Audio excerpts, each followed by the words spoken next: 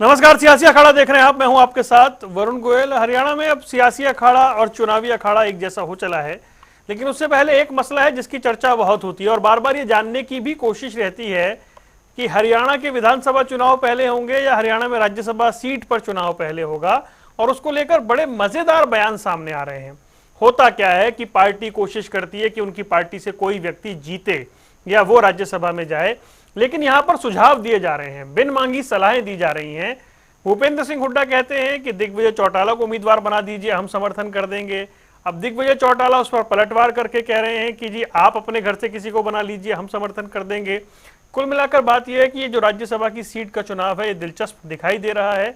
BJP के पाले में गेंद नजर आ रही है और एक सवाल भी उठता है कि जो राज्यसभा सीट कांग्रेस के पास थी वो बीजेपी के खाते में जा रही है।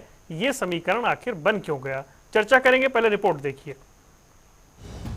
प्रदेश में विधानसभा चुनाव से पहले राज्यसभा चुनाव को लेकर तकरार देखी जाने लगी है।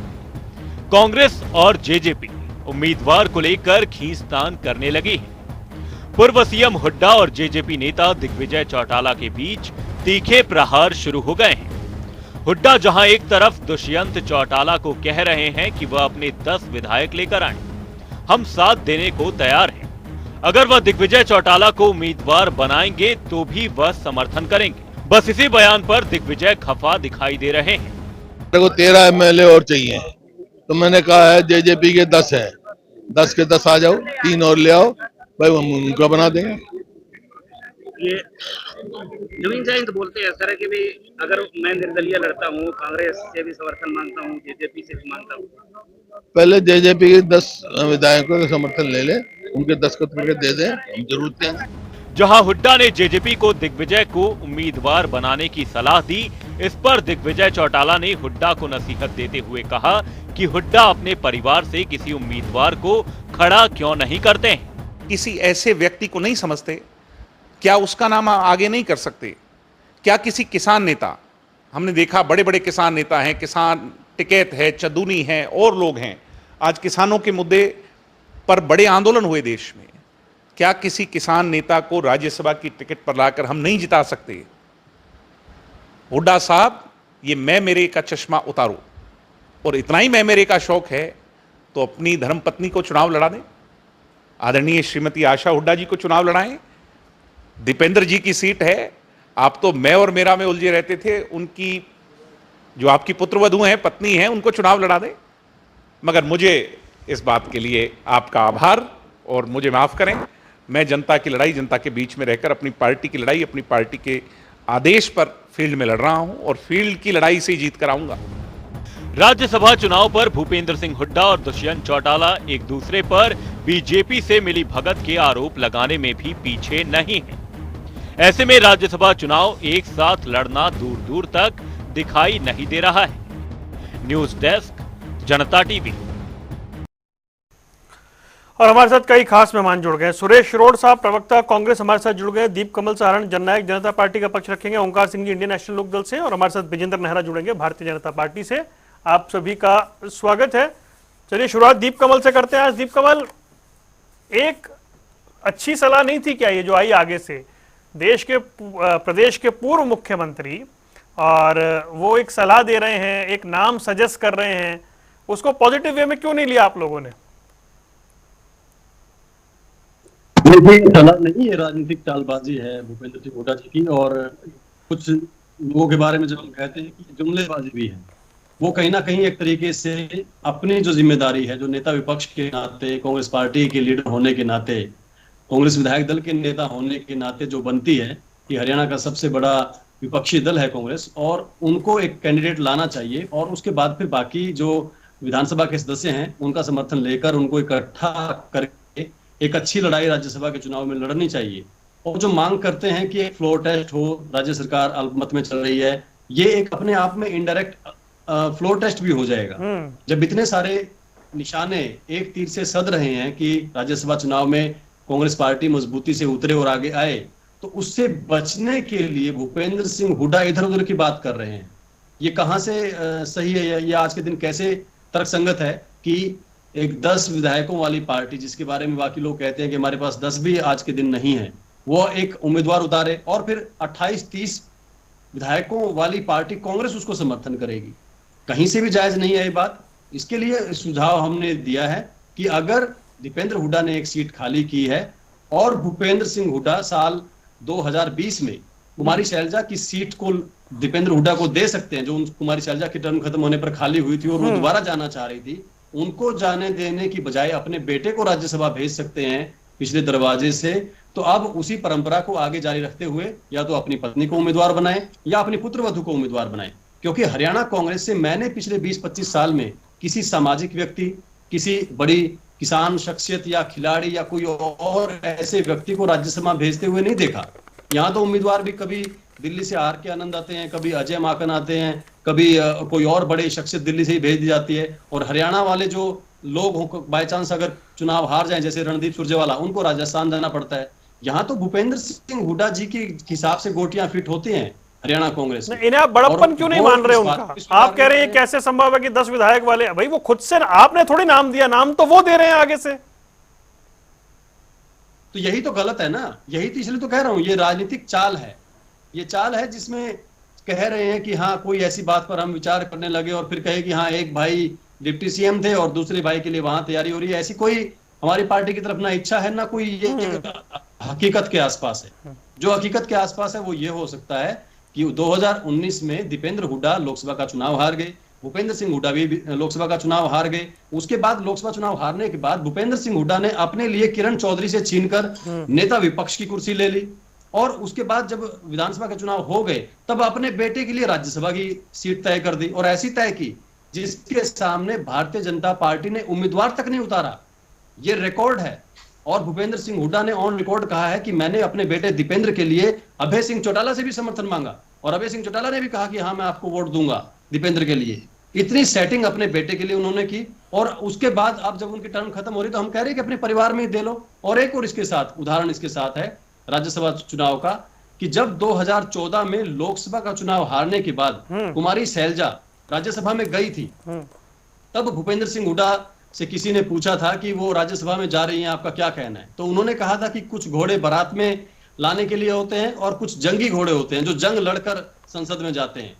तो वो अपने बेटे को जंगी घोड़ा बताते थे और कुमारी शैलजा को उन्होंने बारात का घोड़ा बताया था। और 6 साल बाद इतने परिस्थितियां बदल गई कि दोनों पिता पुत्र लोकसभा का चुनाव हार गए और अपने उन्हीं बेटे को और उन्हीं कुमारी शैलजा की सीट पर उनकी टर्म खत्म होने पर उसी राज्यसभा में भेजना पड़ा जिसको वो बारात के घोड़ों वाली सदन कहा करते थे। सुरेश रोड तो वैसी परिस्थिति में मैं आखिरी बात कहता हूं, भूपेंद्र सिंह हुड्डा एक दिखने में शांत लगते हैं लेकिन शातिर और धूर्त किस्म के नेता हैं। उसी का एक हिस्सा बनाकर वो इस तरीके की बात चाहते हैं। जबकि चाहिए ये कि जब वो 4 महीने बाद सीएम बनना चाहते हैं तो आज लीडरशिप दिखाते हुए राज्यसभा के चुनाव में उतरे और राज्य सरकार को मजबूर करें। जब हम कहते हैं कि उनके पास मेजोरिटी है ही नहीं हाउस में, तो उस मेजोरिटी को हम साबित कर देंगे। ठीक है, क्योंकि फ्लोर टेस्ट तो करवा नहीं रहे, ना स्पीकर करवा रहे हैं, ना राज्यपाल करवा रहे हैं। ये फ्लोर टेस्ट भी हो जाएगा इस बहाने। जी सुरेश रोड साहब, ये अचानक से दिग्विजय का नाम कैसे याद आ गया भूपेंद्र सिंह हुड्डा को? और जेजेपी तो कह रही है ये साजिश है, ये चाल है, इसलिए ऐसा नाम उछाला गया। आप चाहते ही नहीं, आप सीरियस नहीं है इस पूरे मैटर को लेकर? तो जेजेपी के नेता का नाम इसलिए याद आ गया क्योंकि जेजेपी की तरफ से बार बार कहा गया कि हम अपोजिशन के साथ हैं।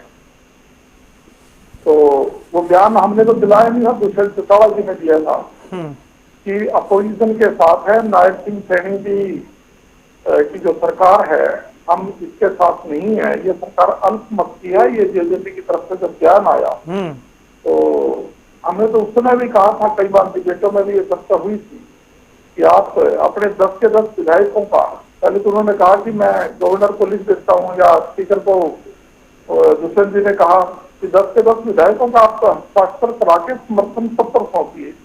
तो कांग्रेस पार्टी की सपोर्ट का तो फायदा तभी होगा ना जब आपके विधायक पूरे होंगे।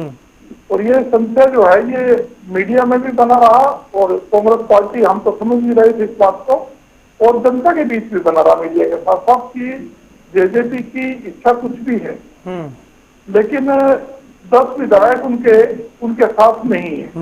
क्योंकि सरेआम आपके मीडिया के द्वारा जानने को मिलता था, चाहे दादा गौतम हो या फिर दूसरे 2-3 विधायक इनके बोलते थे कि हम साथ में नहीं हैं और खुले आरोप लगाते थे। और जैसे तो विधायक के स्वाद जैसे लेने हैं- के लिए ये नाम उछाला गया, ऐसे कह लें? नहीं, बात यह आती है कि नाम कैसे उछाला गया। नाम तो इसलिए उछाला गया, हम तो एक्सपीरियंस है इस बात से कि आप अपने आप को साबित कीजिएगा। जब आप अपोजिशन की बात करते हो, भारतीय जनता पार्टी के खिलाफ, आप अलग सरकार के खिलाफ कांग्रेस पार्टी को सहयोग करने की भी बात करते हो, तो आपके पास आपके 10 विधायक तो होने चाहिए ना। तो दूसरा, जैसे हुड्डा साहब ने कहा, नेता प्रतिपक्ष हमारे हुड्डा साहब बोल रहे हैं कि भाई आप जो अन्य 3 विधायक की भी जरूरत पड़ेगी तो वो भी आप प्रबंध कीजिए। अगर हम उसको, इन्होंने धन्यवाद करना चाहिए कि अनकंडीशनल स्पोर्ट्स कांग्रेस पार्टी या नेता प्रतिपक्ष विपक्ष के नेता इनको दे रहे हैं जी। तो इनका धन्यवाद करना बनता है। ये करे जी, ये राजनीतिक चाल है। और ऐसे शब्द मेरे साथी ने भी यूज किए जो किसी भी 10 साल के मुख्यमंत्री और हिंदुस्तान की राजनीति में सबसे बड़े देवीलाल के बाद अगर किसान नेता के तौर पर इसको जाना जाता है सुरेश जी, तो आज अनुभव के के आधार हमारे पर नेता बता रहा हूं। प्रतिपक्ष चौधरी भूपेंद्र सिंह हुड्डा जी। तो ऐसे किसान नेता के बारे में बता रहा हूँ, आपको भी किसी दिन एहसास हो जाएगा। ठीक है, रुकिए रुकिए, एक मिनट एक ना, आपको भी वन बाय वन एहसास हो प्लीज। जाएगा। मैंने कोई शब्द किसी गलतफहमी में या बिना आधार के नहीं दीप कहे। कमल प्लीज, वन बाय वन, रुकिए ना जी। अच्छा एक मिनट, सुरेश साहब मेरा एक सवाल सुनिए, फिर 2 और मेहमानों के पास जाना है। मेरा सवाल यह है कि आपने अपनी राज्यसभा की सीट, इकलौती हरियाणा में कांग्रेस की राज्यसभा की सीट, या आपने अपने गणित फिट करने के चक्कर में बीजेपी के खाते में डाल कैसे दी, समझ नहीं आया। अब तो आप खुलकर कह रहे हैं हमारे पास नंबर ही नहीं है। नहीं, देखिए, अगर आप अपोजिशन के पास जितने नंबर होने चाहिए सीट जीतने के लिए, उसमें जेजेपी पहले से कह चुकी, हम तो सीरियस है, हम बीजेपी को कब देना चाह रहे हैं। अगर हम बीजेपी को देना चाहते, हम इनको क्यों याद कराते कि तुम भी एलिजिबल, इसमें तुम खड़े हो सकते हो। ठीक है, अगर नेता विपक्ष ने उनको जिक्र किया, इनको आगाह किया कि आप बीजेपी की फेवर में मत जाओ, आपके पास ऑप्शन है कि आप बीजेपी को खड़ा कर दो, हम साथ देंगे। तो हुड्डा साहब ने तो ऐसा घेर दिया, ये बेनकाब होने जा रहे हैं। ठीक है, उसके बाद जब ये जेजेपी बीजेपी के लिए काम करती है, ये बेनकाब होने जा रहे हैं, बात ये है। चलिए ठीक है, रुक जाइए, विजेंद्र नेहरा के पास चल रहे हैं। परंपरा है, पता नहीं कौन सी चाबी क्या सबको बराबर टाइम दे रहा हूं मैं, प्लीज डर दिखाते हैं, रुकिए। वो एकदम से राज्यसभा टिकट। ठीक है, विजेंद्र नेहरा मुझे एक बात बताएं भाई, भूपेंद्र सिंह हुड्डा सलाह दे रहे हैं जेजेपी को, जेजेपी सलाह दे रही है भूपेंद्र सिंह हुड्डा को, ये सब बिना मांगी सलाहों के बीच में राज्यसभा का चुनाव क्या वाकई में रियल फ्लोर टेस्ट का काम करेगा? बार बार होगा पार्टी के पास में बहुमत है और जिस तरह से राज्यसभा चुनाव कांग्रेस पार्टी ने इनेलो में जो घमासान मचा हुआ कांप रही है, कांग्रेस पार्टी के नेताओं को मैदान से हट नहीं, डट के भाग गए हैं और अपनी हार मान ली है। आने वाले विधानसभा के अंदर ये जीत का दम भरते हैं और राज्यसभा चुनाव में ये डर के मारे मैदान छोड़ के भाग रहे हैं। और मैं ये कहूंगा कि इनको अपनी असलियत का आज पता चल गया है कि ये लोग कहाँ खड़े हैं। इनके लिए एक कहावत है कि पल्ले नहीं है दाने, अम्मा चली बुलाने, तुम्हारे पांव के नीचे जमीन नहीं। और कमाल यह है कि तुम्हें यकीन नहीं, आज राज्यसभा चुनाव में उम्मीदवार उतारने की हिम्मत कांग्रेस पार्टी कर नहीं पा रही है, विपक्ष की पार्टी कर नहीं पा रही है और बातें बहुत बड़ी बड़ी करते हैं। आने वाले विधानसभा चुनाव के अंदर भी जनता इनका वही बुरा हाल करने वाली है जो इनका पहले होता आया है। इस राज्यसभा के चुनाव में भारतीय जनता पार्टी पूरे बहुमत के साथ, हमारा जो प्रत्याशी है वो जीत दर्ज करेगा। पहले ही हरियाणा प्रदेश के अंदर वरुण जी हम 5 लोकसभा की सीटें जीते हैं, एक करनाल विधानसभा का उपचुनाव जीते हैं और अब ये राज्यसभा की सीट मिलाकर के 7 सीटें हमने जीती हैं। और वोटिंग शेयर की अगर मैं बात करूं वरुण जी, लोकसभा चुनाव में भयंकर तरीके से अफवाह फैलाने के बाद आरक्षण खत्म हो जाएगा, संविधान खत्म हो जाएगा, 8,500 रुपए खटाखट अकाउंट में आएंगे। इसके बावजूद बड़ी जिम्मेदारी से मैं कहता हूं, भारतीय जनता पार्टी ने लोकसभा चुनाव में 46.5% वोट जनता के आशीर्वाद से सबसे ज्यादा हमें मिला। कांग्रेस पार्टी को 43% वोट मिला, जेजेपी पार्टी को आधा % वोट मिला, इनेलो को 1.5% वोट मिला और भारतीय जनता पार्टी ने सभी पार्टियों से 3,17,000 वोट ज्यादा प्राप्त किए जनता के आशीर्वाद से। इसी दम पर मैं कह सकता हूं कि इस राज्यसभा चुनाव के अंदर भी भारतीय जनता पार्टी के प्रत्याशी को बड़ी आसानी से ठीक है। और बड़ी सरल बड़ी आसान जीत मिलेगी। और आने वाले विधानसभा चुनाव 2024 में भी हरियाणा प्रदेश के अंदर जैसे देश में हमारी सरकार बनी है, एनडीए की सरकार बनी है, इसी तरह से हरियाणा प्रदेश के अंदर भी वरुण जी भारतीय जनता पार्टी की 2024 में विधानसभा चुनाव में तीसरी बार हमारी सरकार बनेगी। माननीय मुख्यमंत्री श्री नायब सैनी जी चलिए उस पर चर्चा करेंगे नेहरा जी। ईमानदार नीतियां हैं, ईमानदार नेतृत्व है वो हमारा। विधानसभा चुनाव पे भी चर्चा करेंगे। मैं आता हूं, ओंकार सिंह जी हमारे साथ हैं। ओंकार सिंह जी, भूपेंद्र सिंह हुड्डा क्या चाह रहे हैं ये बताइए। भाई सुरेश रोड साहब कह रहे हैं कि वो तो अनकंडीशनल सपोर्ट दे रहे हैं, जेजेपी उसे समझ नहीं पा रही है। पहले तो एक बात हो रही राज्यसभा चुनाव की और बीजेपी के प्रवक्ता छलांग मार के पहुंच गए विधानसभा चुनाव। मैंने रोक लिया ना। राज्यसभा की देखिए, दो मुख्य विपक्षी दल है, एक के पास 29 एमएलए है, एक के पास 10 है। 10 है कितने तो समय बताएगा।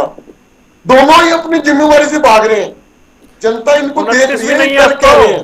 पहले तो मैं कांग्रेस की बात करूंगा। हुड्डा साहब की पहली जिम्मेवारी बनती है, प्रदेश की जनता आज बीजेपी के शासन से त्रस्त है, इनकी पहली जिम्मेवारी बनती है। एक तरफ तो ये कहते हैं कि मौजूदा सरकार अल्पमत की सरकार है, भैया आपके पास तो बहुत बड़ा मौका है, आपको पूरा विपक्ष साथ देने के लिए तैयार है। और इनेलो ने तो सबसे पहले कह दिया था कि हम साथ देने को तैयार हैं। अगर कोई व्यक्ति, मान लो हुड्डा साहब अपना कैंडिडेट उतारते हैं, कोई व्यक्ति इनसे दगा करता है तो प्रदेश की जनता ना उसको सबक सिखाएगी। लोकतंत्र की यही तो खासियत है कि जनता खामोश जरूर रहती है लेकिन वोट की चोट पर जवाब जरूर देती है। अब जनता के सामने है। अगर मान लो इनेलो की बात करूं, इनेलो कह रही है कि हम इनका साथ देंगे, अगर नहीं देगी इनेलो साथ तो प्रदेश की जनता भी देखती है कि कौन धोखा दे रहा है। पहली जिम्मेवारी हुड्डा साहब की है, लेकिन उनके पीछे दो कारण हो सकते हैं जो इस चुनाव से भाग रहे हैं। पहला, इनका अंदर खाते कहीं ना कहीं गठजोड़ है, क्योंकि पहले राज्यसभा के चुनाव में भी लग चुका है पता कि एक वोट इनकी कहां गई थी, पेन की स्याही कैसे बदली गई थी, ये सब इन्हीं के कारनामे हैं। दूसरा, हुड्डा साहब को लगता है कहीं अगर हमने कैंडिडेट खड़ा कर दिया तो कहीं और किरण चौधरी ना निकल जाए बीच में से कोई। जैसे पिछली बार के चुनाव में किरण चौधरी अब रिजल्ट आया तो हुड्डा साहब को लग रहा है कि अगर हमने कैंडिडेट खड़ा कर दिया तो हमारी पोल ना खुल जाए कि कितने एमएलए कांग्रेस के साथ हैं और कितने इनके खिलाफ है। अब मैं बात करूंगा जेजेपी की। जेजेपी के प्रवक्ता साथी ने हुड्डा साहब को धूर्त और शातिर कहा, मैं इसकी निंदा करता हूं, गलत बात है। एक इतना बड़ा नेता और आप एक तरफ तो कह रहे हो कि हम उनका साथ देने के लिए तैयार हैं, एक तरफ तो कह रहे हैं कि हम उनके राज्यसभा के मेंबर को सपोर्ट करेंगे और दूसरी तरफ उनको धूर्त और शातिर बोल रहे हो। कौन विश्वास करेगा? ये जनता भी हंस रही होगी, ये क्या कर रही है दोनों की दोनों पार्टियां। इनकी जिम्मेवारी बनती है, अगर इनके 10 के 10 एमएलए इकट्ठे हैं तो 10 के 10 एमएलए लिखत में दे हुड्डा साहब को। और हुड्डा साहब की भी जिम्मेवारी बनती है, जब हम एमएलए और एमपी का चुनाव लड़ते हैं, एक एक वोट के लिए जनता के द्वार पर जाते हैं, एक एक वोट के लिए जनता के हाथ जोड़ते हैं, तो क्या हुड्डा साहब की जिम्मेवारी नहीं? जिस पार्टी के पास 10 एमएलए है उस पार्टी को रिक्वेस्ट करे, हमारे पास एक एमएलए है, क्या अगर वो कहते हैं हमने अपने पुत्र के समय में चौधरी अभय सिंह चौटाला जी से वोट के लिए रिक्वेस्ट करी थी तो अब भी करनी चाहिए।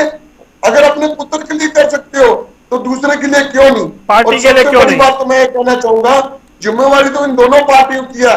अगर इन्होंने जिम्मेवारी ना निभाई तो आने वाले 2-3 महीने के बाद जो चुनाव है जनता अपनी जिम्मेवारी जरूर निभाएगी। ठीक है। एक बात कह के अपनी बात समाप्त करूंगा कि अगर ना कांग्रेस अपना उम्मीदवार खड़ा करना चाहती है ना जेजेपी करना चाहती है तो किसी अच्छे सामाजिक व्यक्तित्व को ले लीजिए और मुख्य तौर पर किसी सिख चेहरे को ले लीजिए, पूरे हरियाणा के सिख भी खुश हो जाएंगे आज, क्योंकि सिखों का प्रतिनिधित्व हरियाणा में नहीं है, चाहे कांग्रेस चाहे जेजेपी, ये दोनों ओंकार सिंह जी अपनी दावेदारी कर दी है क्या भाई?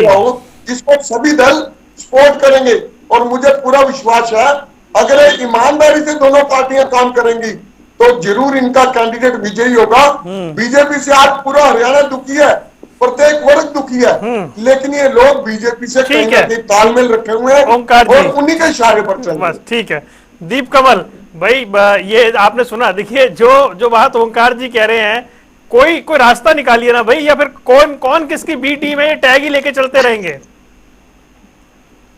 इस टीम से ही बात शुरू हुई थी। हाँ। जो ओंकार जी कह रहे हैं ना कि भूपेंद्र सिंह हुड्डा जी के बारे में मुझे ये कहना नहीं चाहिए, वो उसका एक जो मुहर लगी थी ना उनके धूर्त और शातिर होने पर, वो बी टीम वाली बात पर ही थी। भूपेंद्र सिंह हुड्डा जी से किसी ने 2020 में कहा था कि आप फिर आपकी बात पे विश्वास कौन करेगा कि आप राज्यसभा की वोट दोगे इनके? अगर आपके विचार ही ऐसे हैं और पब्लिकली ऐसे विचार कर रहे हो, कौन विश्वास करेगा?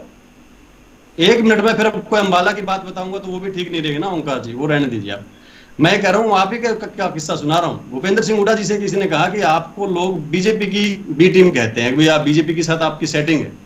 उसके जवाब में भूपेंद्र सिंह हुड्डा जी ने बताया था कि लोग तो पता नहीं क्या कहते हैं, मतलब अभी मेरी सेटिंग तो फिर मैंने अभी पीछे राज्यसभा का चुनाव था और दीपेंद्र लड़ रहा था, तब मैंने अभय सिंह को फोन किया, उनसे कहा कि दीपेंद्र इलेक्शन लड़ेगा, आपका वोट चाहिए, और अभय चौटाला ने मुझे कहा कि हाँ मैं आपको वोट दूंगा। यह होता है शातिरपना और धूर्तपना। अभय सिंह चौटाला की कांग्रेस विरोधी पॉलिटिक्स को 1 मिनट में ध्वस्त कर दिया भूपेंद्र सिंह हुड्डा ने, और वो तब जब उनसे विश्वास पे एक फोन पे बातचीत की, अपने बेटे के लिए समर्थन मांगा। इसे स्मार्ट पॉलिटिशियन ना कहते हम दीप कमल। बस 1 मिनट, उस बात को जिसको अभय सिंह चौटाला ने ना जाहिर किया ना करना चाहेंगे कभी, कि उन्होंने कभी भूपेंद्र सिंह हुड्डा के साथ कोई सेटिंग की थी, उसको भूपेंद्र सिंह हुड्डा ने जाहिर कर दिया अपना मतलब निकल जाने के बाद। जब दीपेंद्र हुड्डा चुनाव जीत गए या बिना चुनाव जीते ही राज्यसभा पहुंच गए, जब उनको अभय सिंह की जरूरत नहीं पड़ी, तब उन्होंने वो खुलासा कर दिया वो सारी बात का जो उनकी दोनों नेताओं के बीच में हुई थी। ये होता है शातिरपना, ये होता है धूर्तपना, जब ना ये देखना कि अपन मेरी एक बात से किसका कितना ज्यादा नुकसान हो रहा है। अब क्या अभय चौटाला सारी उम्र अपने मुंह से कभी कह सकेंगे कि मैं कभी भूपेंद्र सिंह हुड्डा के साथ नहीं गया या उनका कभी साथ नहीं दूंगा? जब भूपेंद्र हुड्डा खुद कह रहे कि मैंने वोट मांगा और उन्होंने कहा कि हाँ मैं वोट दे दूंगा आपको, ये होती है गलत चीज। और ये ओंकार जी जो मेरी बात निकाल रहे हैं, मांग लिया वोट, उन्होंने क्या इसमें बुराई है? अपने नेता और इनसे ये पूछना चाहता हूँ कि ऑन एयर अगर किसी को शातिर और धूर्त बोल रहे हैं तो तुम्हारी बात पे विश्वास क्या वो पार्टी करेगी? क्या कांग्रेस ये विश्वास करेगी कि वो जेजेपी का प्रवक्ता शातिर और धूर्त बोल रहे हैं उनको, और वो 10 MLA की वोट दिला देंगे? ये तो बहुत अजीब बात है। ये जो जुबान है ना, ये तख्त और तख्ता दोनों देती है, ये याद रखना। ओंकार जी थोड़ा दिमाग लगाया करो। आपके नेता की फजीयत कर दी भूपेंद्र सिंह हुड्डा ने, मैं उसके बारे में बता रहा हूं कि उन्होंने कितना गलत काम किया, और आप हमारे नेता की बात छोड़िए, हमारे नेता को पूरा हरियाणा जानता है। आपके दुष्यंत चौटाला की पोल जितनी खुल चुकी थी खुल गई, और अब जनता देखती है कि वो क्या कर रहे हैं। आप हमारे नेता की बात छोड़िए। अभय सिंह चौटाला की कैसे फजीयत कर दी? चलिए सिंह चौटाला की थोड़ी इज्जत की तो चिंता करो। चलिए ठीक है, रुकिए सिंबल लेके बैठे हो यहाँ डिबेट में, रुकिए। सुरेश रोड तो दिमाग लगा लो जी। सुरेश रोड साहब, मुझे एक बात बताएं आप, ये चुनाव अगर जो दावा जेजेपी कर रही है, जो दावा एनएलडी कर रही है कि मौजूदा सरकार अल्पमत में है और राज्यसभा ही असली फ्लोर टेस्ट है, राज्यसभा के चुनाव से क्लियर हो जाएगा कि ये सरकार सत्ता में रहने के लिए है या नहीं है, नंबर इसके पास है या नहीं है, तो एक सामूहिक प्रयास क्यों नहीं हो पा रहा? और नहीं हो पा रहा तो जो मुख्य विपक्षी दल है उस पर बाकी पार्टियां सवाल उठा रही हैं। वरुण जी, आप भी समझ गए होंगे कि जेजेपी बीजेपी की एक ए या बी टीम है। ये इतना क्यों चिल्ला रहे हैं? ये अजय सिंह जी के बारे में जो बात हुड्डा साहब ने कही, इसमें गलत भी क्या है? जिन्होंने कही है, पहली बात तो यह हमारे नेता प्रतिपक्ष के बारे में जो इन्होंने एक चीज ऐड कर रहा हूं बस इसमें, दीपेंद्र हुड्डा के लिए भूपेंद्र सिंह हुड्डा वोट मांगते हैं अभय चौटाला से, ठीक है, अच्छी बात है, लेकिन अजय माकन के लिए भी तो मांग सकते थे ना। फिर वो अभय चौटाला ने कहा कि उनके लिए मेरे से तो वोट ही नहीं मांगा गया, तो जो काम बेटे के लिए था वो पार्टी के लिए भी हो सकता था। नहीं, देखिए पार्टी के लिए जो बिल्कुल आपने भी अच्छा सवाल पूछा, ये बनता है सवाल पूछना आपका, और मैं जवाब इससे ये देता हूं, जब हमारे विधायक पूरे थे तो फिर मांगने की भी जरूरत नहीं थी। किरण चौधरी जी ने पार्टी की पूरा घोंप दिया, तो इस बात का हुड्डा साहब को तो पता नहीं था कि ऐसा भी हो सकता है। जब आपके पास जो विधायक पूरे हैं तो उसको क्यों मांगेंगे? जब आपको कुलदीप बिश्नोई पे असमंजस तो था उस टाइम, तो आप मांग सकते थे ना, सेफ होके चलना चाहिए था। देखिए एक चीज और की संख्या की जनता देख रही है सारी के वक्त थी, उतनी ही दीपेंद्र हुड्डा के वक्त थी। दीपेंद्र हुड्डा के किरण- भी उतने विधायक थे, तो उनके किरण उस वक्त क्यों चौधरी लगा जी था? की एक वोट के कारण ही हमारे अजय माकन जी चुनाव जीतने से कुलदीप वंचित बिश्नोई हुए का हैं, नाम भी बिल्कुल ऐड करिए उसमें। पॉइंट पे। नहीं चलो, कुलदीप बिश्नोई जी ने तो पहले ही बोल दिया था कि आत्मा की आवाज पे वोट दूंगा, पार्टी को पता और था, आप लेकिन समझ गए थे इसके कि आत्मा बावजूद- कहाँ पे है। जी जी जी, अच्छा। वो तो देखो लग रहा था क्योंकि ईडी का दबाव था उनके पास, रेड भी पड़ी थी जब वो बाई इलेक्शन था, उस समय हमें सब पता था। लेकिन किरण चौधरी जी की बात जो थी वो पार्टी ईडी की ने तो समझ हुड्डा से साहब को परे तो थी। बुलाया था 2-3 महीने और पहले। अगर किरण जी वोट दे देती तो ईडी का अजय दबाव माकन भी जी दिख रहा भारी है। मतों से चुनाव जीतते और इसके पीछे देते हैं। दिल्ली में किरण चौधरी जी जब डिप्टी स्पीकर हुआ करती थी और ट्रांसपोर्ट के मंत्री अजय माकन जी हुआ करते थे शीला दीक्षित जी की सरकार में, शायद उस समय से कोई आपस में किरण जी की अजय माकन जी की कोई आपस में तालमेल की कमी रही होगी, तो पार्टी को इस बात का अंदाजा नहीं था कि ये बात यहाँ तक पहुंचेगी। तो पार्टी के साथ जो चीट किया किरण जी ने, उसके कारण अजय माकन जी नहीं जीत पाए। ठीक है। दूसरी बात मेरी पूर्ण नहीं हो पाई, जो मैं कहना चाह रहा था कि नेता प्रतिपक्ष और देश के सबसे बड़े किसान नेता चौधरी भूपेंद्र सिंह जी हुड्डा के बारे में जो साबिर और झूठ जैसे शब्द जेजेपी पार्टी के प्रवक्ता के द्वारा यूज किए गए, तो उसके बारे में इनको माफी मांगनी चाहिए, जेजेपी पार्टी को मांगनी चाहिए, मैं तो उदाहरण दे रहा हूँ, मांगनी चाहिए। माफी क्यों मांगू मैं? ये तो इतने बड़े नेता का अपमान है। और जो इन्होंने फैक्ट दिया वरुण जी, मैं वो तो फैक्ट उदाहरण दे भी रहा हूँ कि क्यों कहा मैंने। कहीं से भी फिट नहीं बैठता वो इनका जो उदाहरण दे दिया उदाहरण है। मैंने, सुरेश हम जी तो बात कर रहे हो, उदाहरण दे दिया मैंने तो। नहीं, हम भी होता देखिए, नहीं तो क्या हुआ कि आपकी हम किसी भी ये से बात विश्वास कहते में हैं, बात हुई, लेकिन हम आप उसको जेजेपी को जाहिर दूर करते और हो, मकार नहीं कह रहे। हम भी ये बात कह रहे हैं।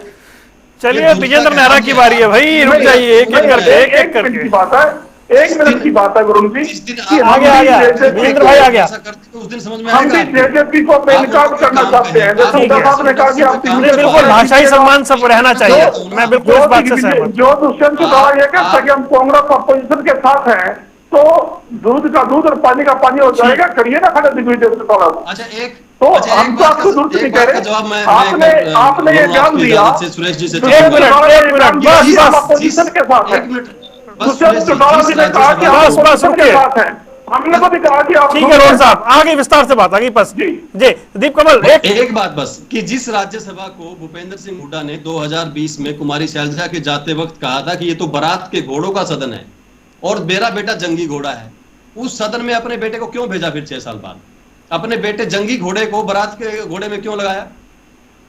चलिए रुकिए, अब चुनावी परिस्थितियां इसका भी बताऊं क्या? परिस्थितियां उस समय लोकसभा चुनाव नहीं थे 2020 में, दे नहीं पा रहे हैं 20 में लोकसभा चुनाव नहीं थे, रुक जाइए। और दीपेंद्र सिंह इस बार चुनाव हार चुके थे। ठीक है, वो फ्री थे। ये बात सब लागू होती है जो बात आप कह रहे हो। रुक जाइए भाई, सब लागू होती है। अरे रुक जाइए प्लीज, रुक जाइए आप रहते आप रुक जाइए लोकसभा में भाई, उन्होंने ईमानदारी से बता दिया कि 19 का चुनाव हार गए थे, इसलिए 20 में वो चले गए, क्लियर तो कर दिया उन्होंने, कुमारी शैलजा भी उस समय तो कुमारी फ्री शैलजा भी थे। 14 का चुनाव हारने के बिल्कुल बाद स्पष्ट गई कर थी। दिया उन्होंने। नहीं तब मतलब 2014 में राज्यसभा बारात के घोड़ों का सदन होता था, 2020 में चलिए नहीं था। विजेंद्र नेहरा जी बोलिए प्लीज। नहीं उस समय दीपेंद्र जी के पास एक मिनट रोहन साहब प्लीज, नहीं विजेंद्र भाई की बारी है ना, एक एक करके प्लीज। हाँ जी, देखिए हाँ जी, वरुण जी, ये लोग इसी ये तरह कोई से जवाब आपस में नहीं ना इस लड़ते बात का, रहेंगे, जो भूपेंद्र सिंह ये के इसी पास तरह से है। लड़ते रहेंगे, झगड़ते रहेंगे वरुण जी। शर्म आनी चाहिए कि और महिला साफ रूप नेता से राज्यसभा में ये गई दिखाई तो दे आप रहा उनके है। लिए कहते हैं कि बारात का दीप घोड़ा है। कमल जी, मैं आपके बीच में नहीं बोला था। देखिए वरुण जी, ये इसी तरह से लड़ते रहेंगे, झगड़ते रहेंगे, और साफ तौर पे दिखाई दे रहा है कि कांग्रेस के पास जो राज्यसभा की सीट थी दीपेंद्र जी के रूप में, भारतीय जनता पार्टी बहुत जल्दी उसको हासिल करने वाली है। कांग्रेस पार्टी की एक बुरी हार होने वाली है, और जो आने वाले चुनाव है उसमें भी इसका असर साफ दिखाई देगा। वरुण जी, आज जनता में ये साफ संदेश है कि कांग्रेस के पास जो सीट थी, अगर उसको भारतीय जनता पार्टी जीतती है और कांग्रेस पार्टी हारती है, तो आने वाले चुनाव में भारतीय जनता पार्टी की तीसरी बार सरकार बनेगी, क्योंकि राज्यसभा में जो जीतेगा वही आने वाले विधानसभा चुनाव के अंदर भी जीतेगा। ये कैसे, और इसके ये साथ- गणित कैसे लगाया आपने? 5 सीट लोकसभा की जीती है बीजेपी की, 5 सीट जीती है बीजेपी की। एक मिनट, अब जो राज्यसभा जीतेगा वो विधानसभा जीतेगा, ये तो बड़ा कमाल का है नेहरा साहब, आगे आ जाओ। इसलिए लगाया, मैं बता देता हूँ, इसलिए गणित में लगाया मैंने कि जो लोग दिन रात ये राग अलापते रहते हैं कांग्रेस पार्टी के नेता की भारतीय जनता पार्टी की सरकार अल्पमत में है, अगर वो अल्पमत में है तो आप बहुमत दिखाइए, आपके पास में बढ़िया मौका है बहुमत दिखाने का। आप तीनों विधानसभा चुनाव से कोई मतलब नहीं बनता इस बात का। आप तीनों राज्यसभा चुनाव के अंदर अपना उम्मीदवार उतारने तक का दमखम नहीं दिखा पा रहे हैं, इतना डर रहे हैं, आपकी पिंडली कांप रही है, आप लोग हाँप रहे हैं पूरी तरह से। आप राज्यसभा के चुनाव के लिए उम्मीदवार तक तय नहीं कर पा रहे हैं, उतार नहीं पा रहे हैं। आप रोज झूठ बोलते हैं जनता के बीच में, आपके चेहरे से नकल बढ़ चुका है। आप रोज कहते हैं अल्पमत की सरकार, अल्पमत की सरकार। अब दिखाइए ना कहां गया बहुमत आपका कांग्रेस पार्टी का। आज क्यों होता है, खुले मन से ये मान रहे हैं कि हमारे पास बहुमत नहीं, हम चुनाव नहीं लड़ सकते, हमारे पास उम्मीदवार नहीं है।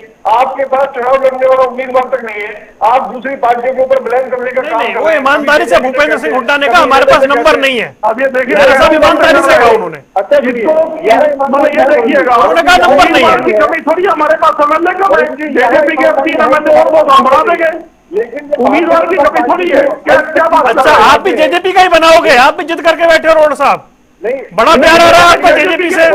नहीं वरुण जी, जेजेपी के विधायकों के ऊपर आपको भरोसा नहीं है ना वरुण जी, इनका आप जनता को अपना फ्री बना देते हैं। लिख के इनको पता है कि इनका बनने वाला नहीं है, इसलिए लेकिन अपनी हमें बात उम्मीद को नहीं है। बीजेपी ठीक में है, डाल देते हैं। बस, कभी बस, लोगों में डाल ठीक है, देते हैं। रोल ठीक है, वरुण जी, इनका ओंकार जी, बनता, बस, अगर बस, इनका बनता बस, तो ये बस। खुद ही बना लेते ना। ठीक है। इनका नहीं बन रहा है, इसलिए इनको दिखाई दे रहा है। ठीक है, कहा ओंकार गया जी। आप लोग बहुमत दिखाइए ना, बहुमत। जी ओंकार जी, ये कांग्रेस ने अपनी राज्यसभा की सीट जो कांग्रेस की थी वो सीट अब बीजेपी के पास जा रही है, क्या स्ट्रेटेजी थी भाई? सांसद तो बड़ा वैल्यूएबल होता है ना, एक सांसद कांग्रेस ने कैसे दांव पे लगा दिया? ऐसा जी, इस चुनाव में कांग्रेस और जेजेपी दोनों ही नंगे हो रहे हैं जनता के सामने। अब आप क्या बोल रहे कांग्रेस हैं? क्या कर रही है, जेजेपी क्या कर रही है, दोनों ही नंगे हो जाएंगे देखना। और देखिए, मेरे को तो अजीब लग रहा है विजेंद्र नेहरा जी क्या कह रहे हैं कि एक राज्यसभा की सीट जीतने से अगली सरकार इनकी बन जाएगी। अरे भाई, इस राज्यसभा की सीट कांग्रेस अगर कैंडिडेट उतारती है तो भी, अगर कैंडिडेट नहीं उतारती तो भी, अगर इन्होंने सीरियसली ना लिया और राज्यसभा की सीट बीजेपी जीत गई तो जनता में एक मैसेज जरूर जाएगा कि ये कांग्रेसियों को हराने के लिए किसी दूसरे की जरूरत नहीं है, ये अपने आप ही एक दूसरे को हरा देते हैं। ये जो आज अपनी हवा बना के बैठे हैं ना, इन्होंने कोई पिछले 10 साल में काम नहीं किया। 2004 से 14 तक हुड्डा साहब की सरकार थी और हुड्डा साहब सिर्फ और सिर्फ रोहतक के सीएम बनते थे, वहीं के काम किए इन्होंने। ये जनता भूली नहीं है। चलिए, अब तो ये कहते हमारी सरकार सामने खड़ी है। आज देखिए, परिस्थितियां और हैं, कल और होंगी।